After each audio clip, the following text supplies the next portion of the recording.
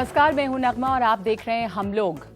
दिल्ली के बाद जो बिहार के नतीजे आए उससे सवाल कई तरह के उठ रहे हैं कि क्या बिहार के नतीजे जो हैं वो पूरे देश की राजनीति की धुरी बनेंगे। अब क्या बिहार के प्रयोग यूपी में और दूसरे राज्यों में भी दोहराए जाएंगे और क्या दूसरे राज्यों में भी वो विरोधियों को एक साथ लेकर आएंगे। इसके अलावा क्या एंटी बीजेपी मोर्चा मजबूत होगा या फिर ये वही पुरानी राजनीति की वापसी है जहां पर जातिवाद है, जहां पर बेटा ही राजनीति का वारिस है, अनुभव पर परिवार को तरजीह है। और ये इसलिए भी क्योंकि हमने जो बिहार में देखा है उसमें लग रहा है कि बिहार के जो नतीजे हैं क्या वो देश की सियासत की दिशा उसमें नजर आ रही है, जहां पर दुश्मन गले मिल रहे हैं और जो कीचड़ पहले उछालते थे वो एक दूसरे को अब गले लगा रहे हैं, उनको दाग अच्छे लगने लगे हैं। और क्या वंशवाद ही हमारे देश की सियासत की सच्चाई है, क्योंकि ये जो बिहार के नतीजे थे उसमें से जो एक बात निकल कर आई वो ये कि तेजस्वी यादव और तेज प्रताप वंशवाद के नए प्रतीक बनकर उभरे हैं। तो ये सवाल है कि क्या वंशवाद जो है वो हमारे देश की सियासत की हकीकत है, क्योंकि यहाँ पर एक फैमिली डेमोक्रेसी चलती है। और हमारे साथ चर्चा करने के लिए तमाम पार्टियों के यहाँ पर मेहमान मौजूद हैं जो इस पर बातचीत करेंगे। मैं आपको मिलवा दूं, हमारे साथ जो गेस्ट मौजूद हैं, डॉक्टर नवल किशोर हैं, नेशनल स्पोक्स पर्सन है आरजेडी के। हमारे साथ श्रीकांत शर्मा है, नेशनल सेक्रेटरी बीजेपी के। Sanjay Singh, political editor, first post.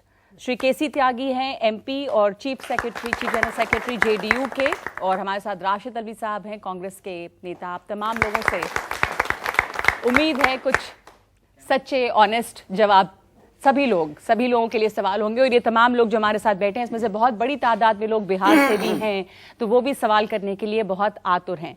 सबसे पहले जो शुरुआत मैं कर दूं, मैं पूछना चाहती हूं कि बीजेपी ने आरोप लगाया जब लालू प्रसाद यादव के दोनों बेटे एक डेप्यूटी चीफ मिनिस्टर बने, उनके साथ साथ कई मंत्रालय, दूसरे बेटे के पास भी इतने मंत्रालय, तो ऐसा लगा कि जैसे ये लालू जी की कैबिनेट है और उसमें नीतीश कुमार जो है वो मुख्यमंत्री हैं।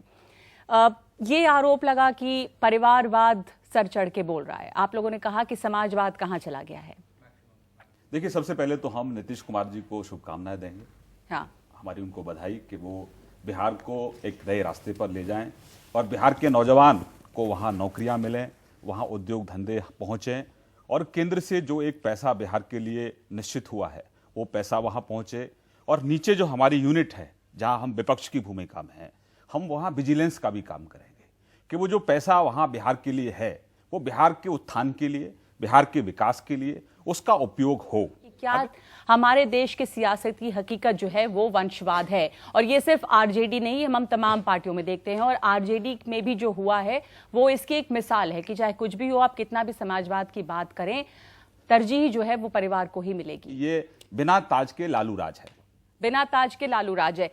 त्यागी साहब, बिना ताज के लालू राज है, इसमें नीतीश निश्चय को कितनी जगह मिलेगी? एक तो ये, और दूसरा ये कि ये बात मान लेने में क्या हर्ज है कि यहाँ देश में हमारे सियासत जो है वो फैमिली डेमोक्रेसी की तरह ही चलती है। आप लोग कांग्रेस के बारे में लोग बोलते रहे, पर कोई भी पार्टी हो जिसको मौका मिलता है वह वही होता है। जो डायनेस्टिक सक्सेशन है, जो वंशवाद है, वो हमारे संस्कृति में भी, इतिहास में भी और धर्म में भी स्थापित है। जितने भी राजा रानियों के राज रहे, चाहे हिंदू हों या मुस्लिम हों, और यही नहीं, यूरोप के अंदर भी जो डायनेस्टिक सक्सेशन है वो बहुत कामयाबी के साथ कई हजार सालों से चलता आ रहा है। ब्रिटेन की डेमोक्रेसी को हम बड़ी सफल, ब्रिटेन में डेमोक्रेसी है पर ब्रिटेन में बाकायदा एक क्वीन है। हाँ, क्वीन है, वहां पे सक्सेशन उसलिए चल क्वीन रहा है। तो यहाँ पर भी ये हम इसके विरुद्ध रहे हैं। हाँ। और संघर्ष करते रहे। हमारे राजनीति के आदर्श कर्पूरी ठाकुर हैं जिनके माँ बाप के बारे में अभी भी लोग नहीं जानते हैं, और भारतीय राजनीति में, बिहार की राजनीति में अद्वितीय योगदान उनका रहा। लेकिन अब पिछले कुछ दिनों से सभी राजनीतिक दलों में, इसमें शायद कम्युनिस्ट पार्टी अपवाद हो सकती है, थोड़ा बहुत अपवाद भाजपा हो सकती है, कई जगहों पर कांग्रेस भी हो सकती है, हम अपनी पार्टी को भी उसका अपवाद मानते हैं। लंबे समय तक आरजेडी भी उसी का हिस्सा रही है, लेकिन अब ये स्थापित है। और इसमें वंशवाद का इस स्वरूप को अगर मैं मानूं, आज़ादी की लड़ाई में मोतीलाल नेहरू से बड़े वकील देश में कोई नहीं थे। जो आज़ादी का सारा आंदोलन उनके पैसे से चलता था और उनके घर से। उनका बेटा जब राजनीति में आया तो देश की राजनीति में करिश्मा किया। तो कई बार डायनेस्टिक सक्सेशन अच्छे भी होते हैं और कई बार बुरे भी होते पर सवाल ये है कि डायनेस्टिक सक्सेशन इसलिए कि आप किसी के बेटे या बेटी हैं इसलिए होना चाहिए या इसमें काबिलियत को भी तरजीह देनी चाहिए? क्योंकि आपके अंदर खबरें तो कई तरह की हैं। जेडीयू आरजेडी के कई नेता, सीनियर नेता इस बात से बड़े नाराज रहे कि दूसरे और तीसरे नंबर पर लालू जी के बेटे जो हैं वो ओथ ले रहे थे और जो सीनियर लीडर्स हैं उनको बिल्कुल नजरअंदाज किया गया। कई सारी पार्टियों में आप ये कह सकते हैं कि अगर जो परिवार राजनीति में है उसके बच्चे को यह मौका मिलता है, एक पृष्ठभूमि का फायदा मिलता है, ये हम मान सकते हैं। और चूंकि हमारे नवयुवक साथी हैं तो इसको हमें इजहार करने में कोई दिक्कत नहीं है। लेकिन उसके पश्चात जो प्रजातांत्रिक टेस्ट है, जैसे हर क्षेत्र में है वैसे प्रजातंत्र में भी चुनाव का माध्यम है। आपके नेतृत्व में नेतृत्व क्षमता की बात है। आप जनता से कैसे मिलते हैं, जन आकांक्षाओं को, भावनाओं को किस तरह से रिप्रेजेंट करते हैं, किस तरह से लोगों से मिलते हैं, और जब आपको मौका मिलता है तो आप कैसे उसमें प्रदर्शन करते हैं, ये बहुत मायने रखता है। आप हर एक पार्टी को देखेंगे तो कोई पार्टी ये नहीं कह सकता है कि हमारे पार्टी में वंशवाद, परिवार के आधार पे कोई टिकट नहीं दिए गए। हर पार्टी कहती है ये कि नहीं, बीजेपी कम से कम दर्जनों लोग होंगे जो इनके और इनके सहयोगी हैं जिनके बेटे थे वहां पर। तो लेकिन एक मिनट कंप्लीट कर लेंगे। लेकिन मैं उसके खिलाफ नहीं हूँ, हम लोग इसके खिलाफ नहीं है। हम लोग इसके खिलाफ हैं कि केवल किसी का पुत्र होने के नाम पे अगर उसको आप कोई अवसर देते हैं, राजनीतिक अवसर, ये वंशवाद हो सकता है। तो अभी लेकिन पुत्र होने के नाते हाँ, चुनाव में नहीं जाएं, ठीक है, अपना प्रदर्शन नहीं करें। ये हम चुनाव वो जीते जरूर, बट वो चुनाव जीते हैं उसके बाद जो उनको चुनाव बहुत लोग जीते हैं, जो जगह मिली या जो डेप्यूटी चीफ मिनिस्टर बने, उसके अलावा मंत्रालय कई, उस दूसरे लड़के को भी कई मंत्रालय, वो सिर्फ पुत्र होने के लिए मिला है या काबिलियत के लिए मिला है? नकबर नवल जी ने जो आखिरी सेंटेंस कहा उसमें कहा कि वंशवाद के नाते ही उन्हें कुछ नहीं मिलना चाहिए, जनता के टेस्ट से गुजरना चाहिए। ये सही बात है कि जब बिहार में चुनाव हो रहे थे जनता को ये मालूम था कि अगर ये मैंडेट आएगा तो तेजस्वी डिप्टी सीएम होंगे और तेज प्रताप भी कुछ हो सकते हैं। उसके बावजूद वोट मिला। तो मतलब एक पक्ष तो पक्ष ये था। दूसरा पक्ष ये है कि आप जो सवाल कर रही थी, नीतीश कुमार जब मंच सजा, नीतीश कुमार पहले बैठे थे, तेजस्वी बैठे थे, तेज प्रताप बैठे थे, उसके बाद अब्दुल बारी सिद्दीकी बैठे थे और जेडीयू का मंत्री 5वें नंबर पे वो आ रहा था, पहला मंत्री वो शपथ लेने, विजेंद्र यादव।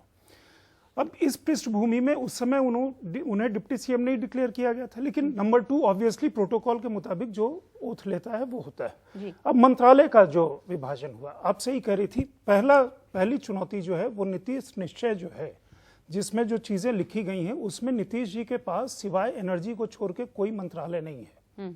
सारे मंत्रालय वो आरजेडी के पास है या एक शिक्षा पहले जेडीयू के पास था, वो अब कांग्रेस के पास है। जो 26 साल का व्यक्ति है वो डिप्टी सीएम होता है, वो 9वीं पास है या 10वीं पास है या 8वीं फेल है, ये राजनीति में अब शायद मैटर नहीं करता। अब शायद वो लिगेसी ज्यादा इंपॉर्टेंट हो गई है। जो विभाग दिए गए हैं वो ऐसे विभाग हैं जिसके बारे में लालू जी 2 चीज कहते थे, जो रोड और बिल्डिंग कंस्ट्रक्शन है। लालू जी ने रोड कंस्ट्रक्शन का काम बिहार में 15 साल में बिल्कुल नहीं किया था और वो कहते थे कि अगर रोड बनेगा तो इसका फायदा किसको होगा, जो जिनके गाड़ी चलाते हैं। तो एक परंपरा वो थी। पिछले 10 साल में रोड का विकास हुआ है। तो तेजस्वी किस मॉडल को फॉलो करते हैं? और लालू जी ने यह भी कहा था कि बेली रोड को हमने हेमा मालिनी के मतलब गाल की तरह बना दिया है, वो भी एक फेमस कोट है।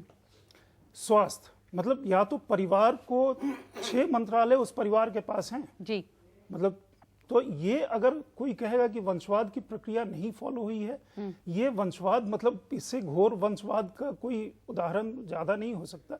कई और भी प्रदेशों में है, लेकिन चूंकि अभी बिहार में चुनाव हुआ है, मैंडेट इतना स्ट्रांग है कि नेता तो ये को भी ये माने लगता क्या है कि ये जो मैंडेट है वो उस वंशवाद के लिए ही था। अगर लालू जी को कोई वोट दे रहा था तो जानता था कि लालू यादव के बेटे जो हैं, जैसा संजय कह रहे थे कि वो अहम ओहदों पर आएंगे और जो वोट पड़ा है वो लालू जी के लिए पड़ा है। पॉलिटिकल फैमिलीज की बच्चों को एक प्लस पॉइंट होता है राजनीति में, और खास तौर से चुनाव के अंदर कौन आदमी कितना नून है, उसे कितना जाना जाता है, ये बहुत अहमियत रखता है। तजुर्बा अहमियत नहीं रखता। आज उस पे भी तो फिर राहुल गांधी थे, इनसे किसी पोस्ट से इनकार करके मुझे आए पता कि था कि राहुल गांधी का नाम आप जरूर वो लेंगे। सीखना चाह रहे हैं। क्या तेजस्वी और तेज प्रताप को ये मॉडल फॉलो नहीं कर सकते थे वो लोग? कहने देंगे आप 2 मिनट जी। मैं राहुल गांधी के बारे में भी बात करूंगा।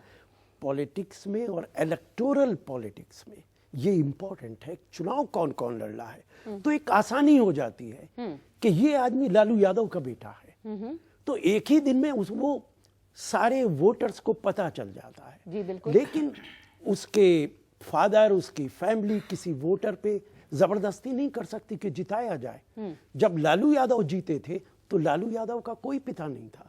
नीतीश कुमार जब चुनाव लड़े थे उनका कोई फैमिली बैकग्राउंड नहीं ये तो था। वही बात है, पहली जनरेशन मेहनत कर ले, आगे की जनरेशन उसका फायदा उठाए। कि जो बाप मेहनत करेगा उसके आज बेटे के को डेट में कुछ ये तो नहीं फायदा पर आज के पहुंचेगा डेट में ही। जो अभी ये हुआ वो क्या है? और बिना जहां मेहनत तक का नहीं हुआ है। एक मिनट, जहां तक बीजेपी का ताल्लुक है, हाँ। अरे भाई कभी आपने इनके मुंह से सुना कि अकालीस की डॉटर इन लॉ को दिल्ली में हम मंत्री बनाएंगे, और बेटा को बाप को डिप्टी मुख्यमंत्री बनाएंगे, बेटे को उप मुख्यमंत्री बनाएंगे, महाराष्ट्र के अंदर बाप प्रेसिडेंट रहेगा पार्टी का, उसका बेटा वाइस प्रेसिडेंट रहेगा। कभी सुना आपने बीजेपी से? कभी नहीं सुना होगा।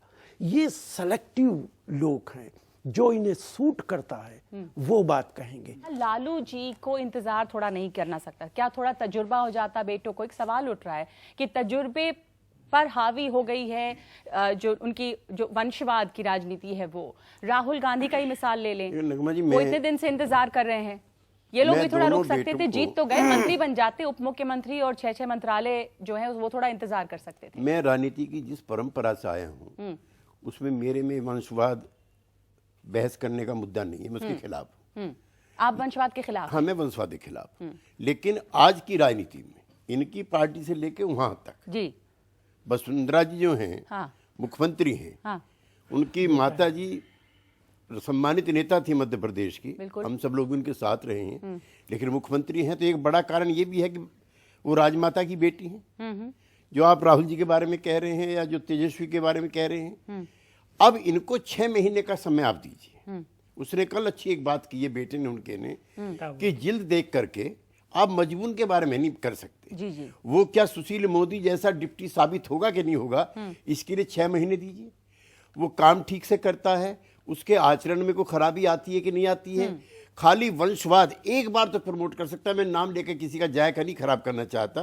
कई डायनेस्टी हिंदुस्तान की फेल भी होगी, कई उन्होंने अपने बाप से भी अच्छे काम किए। इंदिरा जी सही हैं। कह रहे हैं आप, सब मैं जगह मानता पे हूं है। कि वो आप- जवाहरलाल जी से भी आगे निकल हाँ, गई कई मामलों में। आप कश्मीर देखिए, फारूक अब्दुल्ला, उमर अब्दुल्ला, उनके अब पहले वही मैं शेख आपसे कह रहा हूं, अब्दुल्ला, उमर हर अब्दुल्ला जगह जो वंशवाद है। उसने सक्सेसफुली चलाया है। हाँ। और कई लोग हैं। मैं वसुंधरा जी के बारे में भी मैं कोई खराब टिप्पणी नहीं करना चाहता। संजय, एक बात ये समझ, She is सक्सेसफुली a भले able चला लें, administrator. उस वंश से आए सक्सेसफुली चला लें, वो अलग बात है, पर उनको लगता है कि जो दूसरे लोग हैं वो भी सक्सेसफुली चलाते, पर उनको मौका नहीं मिलता इस वजह से चुनाव वो भी जीतते हैं। मैं सही सवाल ये बात। पूछ रही हूँ। वंशवाद की प्रक्रिया एज सच जो चल रही है, ठीक है, कई बार वो हकीकत होती है, Family लेकिन led क्या वो democracy है हमारे फैमिली यहाँ। सेंट्रिक प्राइवेट लिमिटेड कंपनी की तरह, मतलब क्लोज्ड ग्रुप के तरफ काम करना चाहिए? देखिए, राजनीति का क्षेत्र है, कहते हैं राजनीति में जनता की सेवा, पब्लिक सर्विस कहा जाता है ना, पब्लिक सर्वेंट और पब्लिक, वो जो उसमें फर्क राजनेता में यही होता है ठीक है। कि अगर इसमें आप एकदम से डोर क्लोज कर देंगे, बहुत सारे नेता हैं, बहुत सारे लोगों के नाम कटे हैं, वो भी उतने ही सक्षम है या ज्यादा सक्षम है, वो लोग, उनको मौका नहीं मिलता। आप मान लीजिए किसी को प्रमोट कर दें और कल किसी नाम पे, आज के डेट में तेजस्वी तेज प्रताप में कोई छवि, किसी राजनेता की छवि तो किसी ने नहीं देखी। लालू जी, नीतीश जी वहां बैठ करके उनका चुनाव वो लड़वाए हैं। जिस दिन पोलिंग थी उस दिन लालू जी कैंपेन में नहीं गए थे। तो ये कहना कि ग्रेजुएट कर गए इस समय, काफी मतलब वो जल्दी होगी। जो बात केसी त्यागी जी कह रहे हैं, उनको समय देना चाहिए। जनता ने 5 साल का समय दिया है, समय तो तो देंगे, 6 महीने का क्या, 5 साल का समय उनको दिया जाएगा कि अगर वो ठीक से चले। लेकिन इस प्रक्रिया पे सोच तो होनी चाहिए, और विमर्श ये तो जो होना ही प्रक्रिया चाहिए। है ये सभी पार्टियों पर लागू होता है, चाहे वो बीजेपी हो, आरजेडी, जेडीयू, कांग्रेस। इससे आप सहमत है कि ये सभी पार्टियों की या अलग अलग फंक्शनिंग है सभी पार्टियों की? देखिए, ब्रॉडली ये सभी पार्टियों पे लागू होता है। कहीं एक बिल्कुल प्राइवेट लिमिटेड कंपनी की तरह, प्रोप्राइटरशिप फर्म की तरह काम करती है। बहुत सारी रीजनल पार्टी, बीजेपी में जैसे हुआ, वसुंधरा राजे सिंधिया के बेटे को मंत्री इसलिए नहीं बनाया गया क्योंकि वहां पे उनकी मां वो थी। धूमल के बेटे को इसलिए नहीं बनाया गया, वो सांसद हुए क्योंकि उनके पिताजी कुछ दिन पहले वहां के मुख्यमंत्री थे। उनका ग्रज है, उन लोगों की नाराजगी है इस बात को लेकर। उस प्रक्रिया से थोड़ा छूता है। वामपंथ भी थोड़ा उससे दूर है। कम से कम वहां नए अध्यक्ष वो निकल करके आ जाते हैं, तो वो कुछ हद तक इस चीज को कह सकते हैं, एलाइज वाले पार्ट पे वो कमजोर पड़ते हैं काफी। लालू जी के स्वभाव को देखते हुए कोई अप्रत्याशित नहीं हुआ है। जब वो चारा घोटाले में जेल गए थे तो अपनी पत्नी को ही मुख्यमंत्री बनाकर गए थे। और इसमें नीतीश जी को अगर आप देखें तो नीतीश जी ने अपने सिर्फ मुख्यमंत्री बनने के लिए लगातार इसमें उन्होंने समझौता करते चले आए। अगर आप देखें 115 जेडीयू के पास विधायक थे, लेकिन मुख्यमंत्री बनने के लिए वो 100 सीट पर चुनाव लड़ने के लिए तैयार हो गए। जी। अभी भी आप देखें कैबिनेट में वो पूरी तरह से बैकफुट पे रहे। लालू जी ने पूरा डोमिनेट किया है। तो अपने स्वार्थ के लिए नीतीश जी कितना समझौता कर पाएंगे, ये तो आने वाला वक्त तय करेगा। मैं कुछ सवाल यहाँ पर से ले लूँ। बहुत सारे लोग बिहार से जुड़े हैं, बहुत सारे लोगों ने बिहार के इलेक्शंस को ध्यान से देखा है, और जब नतीजे जो आए हैं, जैसी सरकार बनी है, उस पर आपके पास कोई सवाल? सर, मैं आपसे पूछना चाहूँगा कि जिस सबको शपथ दिलाई गई है, क्या लालू जी को भी शपथ दिलाई गई है कि वो 5 साल सरकार चलने देंगे? क्योंकि नीतीश कुमार को तो सुना है दखलंदाजी बहुत कम पसंद है दूसरे लोगों की। ये बात पहले भी हुई है कि नीतीश जी दखल नहीं देते मंत्रालयों में भी, पर क्या यहाँ पर मुमकिन? पिछली जो सरकार चली थी एनडीए की, उसमें भी डिप्टी चीफ मिनिस्टर थे, उन पार्टी की दिल्ली में भी सरकार थी, हम उनके साथ भी असहज नहीं थे। दोनों की जोड़ी सुशील मोदी की और नीतीश कुमार जी की परफेक्ट थी। ना हमने उनके विभागों में दखल दिया, ना उन्होंने कभी हम पे दबाव डाला। तो ऐसी उम्मीद हमें अब है, ऐसी उम्मीद अभी हमें है कि जो उनके बेटे हैं या लालू जी, क्योंकि सभी पार्टियों, तीनों पार्टी ने, कांग्रेस पार्टी ने भी जो नीतीश निश्चय है उस पर मोहर सबसे पहले लालू जी ने लगाई है कि 5 साल का हमारा एजेंडा ये होगा। आप पहले दिन मत शख्सबे कीजिए। 6 महीने का, मैं फिर आपसे कह रहा हूं, आप तो 5 साल कह रही हैं, 6 महीने बाद हम बैठ करके फिर विश्लेषण करें, क्या ये प्रयोग नूतन प्रयोग था या इसमें कहीं कोई कमी खामी रहेगी, क्या ये सुधरने लायक है कि नहीं है, या इसमें और परिवर्तन की आवश्यकता है। मेरा सवाल राजद से है। जहां एक तरफ कहा जाता है कि आज के युवा राजनीति में शामिल नहीं होना चाहते, इंटरेस्टेड नहीं है, वहीं दूसरी तरफ वंशवाद के कारण तजुर्बेकार नेता भी को भी मौका नहीं मिल पाता, तो आज के युवा कैसे शामिल हो? लगता है कि आपने तेजस्वी को फॉलो नहीं किया है। पिछले 5 बरस से वह पार्टी के अंतर्गत भी हमेशा युवा का बड़ा हिस्सेदारी हो। 60% सीट 101 में युवा तो नहीं कहेंगे, लेकिन 50 साल से कम उम्र वालों को दिया गया है, नंबर 1। नंबर 2, वो निरंतर इस बात को रखते रहे कि युवा शक्ति है और युवा को हम जोड़ेंगे। पहले जिसको आप जंगल राज कहते थे, उसमें हमने आवाज़ दिया था, इसमें हम पंख देंगे, उड़ान देंगे।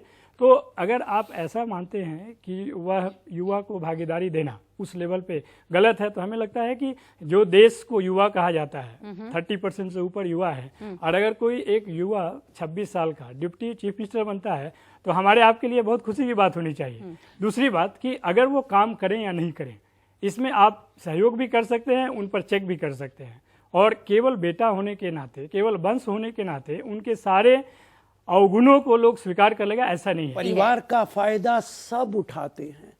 हीरो का बेटा हीरो इसलिए बनता है कि उसका बेटा राजनीति तो ये हम मान लेना कि राजनीति जो भी है वो भी वही है कि जो हीरो का बेटा हीरो बनेगा, डॉक्टर का डॉक्टर बनेगा। कम से कम राजनीति में इम्तिहान तो देना पड़ता है। आप अगर पास हो गए, वोटर ने साथ दिया, तभी आप आगे तो बढ़ेंगे। किसी में भी जो हीरो बन रहे हैं उनको भी इम्तिहान देना पड़ता है, जनता पसंद करेगी तभी वो हो पाएंगे, लेकिन पहला सीन करने के लिए भी लोगों को बहुत मेहनत करनी पड़ती है, और अगर आप हीरो के बेटे हैं तो वो आसानी से मिल जाता है। फर्क सिर्फ देखिए, इतना है। लोकतंत्र में मेहनत करनी पड़ेगी नौजवान राजनीति को। के क्षेत्र में मतलब सीधे ये कह दिया जाता है कि आप बेटे हैं, या मान लो कांग्रेस की लीनियज जो है वो वही है, आरजेडी में वही हो रहा है, जम्मू एंड कश्मीर में वही हुआ, समाजवादी पार्टी में वही है, बाकी आप डीएमके में देख लें, तमाम ऐसी पार्टियां हैं जहां आकर के लोग इस पे स्थिर हो जाते हैं। ठीक है, मौका मिलना चाहिए, लेकिन मौके का कोई तो किसी भी तरह का आप क्राइटेरियन कभी भी किसी समय फिक्स तो किया जाएगा। सर, वंशवाद के साथ साथ आज बिहार में सबसे बड़ी समस्या ये है कि जातिवाद का। आज अगर मेरे साथ ये वाकया हुआ है कि यादव का, मैंने देखा यादव की पार्टी जब जीत गए, लालू यादव जीत गए, तो पासवान को उठा के पटक दिया, वर्चस्व अपना दिखाने लगे। ये कब तक चलेगा सर? आप भी बिहार से हैं? जी मैम, बिहार से हैं, और बिहार का चुनाव ने इस बार फिर से दिखाया है कि जो भी सच्चाई है वो जातिवाद है। ये एक सच्चाई है, इससे इनकार नहीं किया जा सकता। जी। और मैं हमेशा कहता हूँ ये बात, 100 बार मैंने कही होगी, जब तक इस देश के अंदर कास्टिज्म और कम्युनलिज्म रहेगा तब तक ये देश आगे बढ़ना मुश्किल होगा। कास्ट, लेकिन इसके अंदर ये भी कहूँगा बेटा कि कास्ट की पॉलिटिक्स के लिए जनता भी जिम्मेदार है। मैं अपनी बिरादरी को वोट देना पसंद करता हूँ। मेरा क्राइटेरिया ये नहीं है कि कौन सा उम्मीदवार बेहतर है, कौन सा अच्छा है, कौन सा ईमानदार है। मैं सोचता हूँ कि मेरी बिरादरी का जो उम्मीदवार है वो अगर गुंडा भी है तो बहुत अच्छी बात है, कम से कम दूसरी बिरादरियों को ठीक इसी करके से वो रखेगा। सवाल निकलता है केसी त्यागी साहब कि इस बार बिहार के जब नतीजे आए तो हुआ इंसिडेंट जो है हाँ। इसका जिक्र किया है, हाँ। उसका ये तो मतलब नहीं है कि सारे बिहार के यादवों ने मिलकर के सारे बिहार के पासवानों पर को हमला बोल दिया।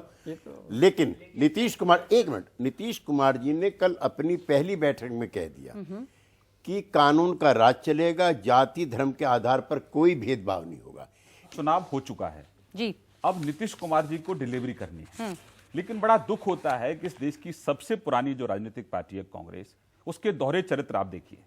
इस देश के अंदर भ्रष्टाचार एक बड़ा मुद्दा है। राहुल गांधी संसद के अंदर एक अध्यादेश को फाड़ते हैं, अपनी ही कैबिनेट को नॉनसेंस कहते हैं। मौका परस्ती की पराकाष्ठा देखिए, लालू जी की लालटेन और लाठी लेकर वो रायसीना हिल का रास्ता ढूंढ रहे हैं। तो सबसे ज्यादा दुख कांग्रेस पार्टी को लेकर होता है कि मौका परस्ती के लिए ये जो एक विकास विरोधी फ्रंट है, जो एक फ्रंट विकास विरोध उसकी पराकाष्ठा पर पहुंचा है। जाति की बात आज सब लोग करते हैं, लेकिन मैंडेट मिला है उसका हम सम्मान करते हैं। भ्रष्टाचार में संलिप्त हैं, परिवारवाद में संलिप्त हैं, और नीतीश जी सिर्फ अपने स्वार्थ के लिए अब बिहार के हितों पर, बिहार की जनता के हितों पर कितना समझौता करेंगे वो आने वाला वक्त बताएगा। देखिए एक मिनट, एक सेकंड, नगमा जी, मैंने अपने 60 साल के राजनीतिक जीवन में इतना बड़ा राजनीतिक अवसरवाद कभी नहीं देखा जितना मुझे जम्मू कश्मीर में देखने को मिला है। आज की जो भाजपा पहले जनसंघ थी, उसके संस्थापक थे डॉक्टर श्यामा प्रसाद मुखर्जी। उनकी 23 जून 1953 को मृत्यु हुई जम्मू कश्मीर के अंदर जेल में। वो जनसंघ को, बीजेपी को सिखाते रहे 2 संविधान, 2 विधान, 2 झंडे, नहीं सहेगा हिंदुस्तान। जिस दिन मुफ्ती साहब की शपथ हो रही थी, स्वयंसेवक बैठे हुए थे प्रधानमंत्री, 2 झंडे थे, 2 डंडे थे, 2 संविधान थे। और ये चुनाव के बाद का अलायंस था। और जो पीडीपी है वो ग्रेटर कश्मीर की मांग करती है, वहां पे इंडियन रुपी भी नहीं चलेगा, धारा 370 इफेक्टिवली इंप्लीमेंट होगी। राजनीति के लिए अपने सारे बुनियाद छोड़ दे, अपने नेता की शहादत को भूल जाए, ऐसा नंगा नाच मैंने कभी सत्ता के लिए होता नहीं देखा जैसे जम्मू कश्मीर में हुआ। जहां हुए बलिदान मुखर्जी वो कश्मीर हमारा है। आज हमने जहां लाल चौक पर जहां रोका जाता था तिरंगा फहराने के लिए, आज बीजेपी का डिप्टी सीएम वहां तिरंगा फहराता है। नंबर 1, पाकिस्तान किस तरह से दुष्प्रचार करता है जम्मू कश्मीर में, वहां के नौजवानों को किस तरह से गुमराह करता है, बलगराता है। आज हमको जम्मू कश्मीर में शांति के लिए, अमन के लिए, वहां के विकास के लिए हमने सरकार के साथ वहां हम लोग गए हैं। मैं ये पूछना चाहती हूँ कि जहां भी बीजेपी हारेगी, क्या वो यही इल्जाम लगेगा कि जाति पात की वजह से, क्योंकि दिल्ली में तो कास्टिज्म नहीं है, फिर भी बीजेपी हार गई। दूसरी बात, मुझे ये लगता है कि लोकसभा में इतनी सीट्स मिलने के बाद बिहार में बीजेपी को भी मात्र उन्होंने 3 सीटें दी स्मार्ट सिटी के लिए अन्य राज्यों की अपेक्षा। तो ये दोषारोपण जात पात का ये सब छोड़ के क्या उन्हें काम करने की जरूरत नहीं है बिहार में? कि आप मैंने शुरुआत में बिहार के विकास की बात कही और मैंने कहा कि सरकार चाहे किसी की भी हो, जो बजट बिहार के लिए है उसका उपयोग बिहार के लोगों को हो, इंडस्ट्री वहां आए, नौजवानों को नौकरी मिले और बिहार तरक्की करे। बिहार का जो ग्रोथ रेट है वो और आगे आए, डबल डिजिट से भी ऊपर आए। तो मैंने शुरुआत में ये कहा, बीजेपी पे ये आरोप इस चुनाव के दौरान ये लगता रहा कि चूंकि आपने विकास का एजेंडा छोड़ा और जात पात और सांप्रदायिकता में पड़े इसलिए चुनाव हारे। दूसरे की वहां के जो लोकल लीडर्स हैं उनकी आपने उपेक्षा की, इस वजह से भी चुनाव हारे। और अब शायद उस बात समझ में वो आ रही है बात कि नहीं ऐसा करना चाहिए था। अवसरवाद जो है वो सभी दलों पर हावी रहा है या नहीं, ये जो पूरा गठबंधन था वो अवसरवाद की राजनीति थी या नहीं, इन सब पर हम चर्चा करेंगे इस ब्रेक के बाद।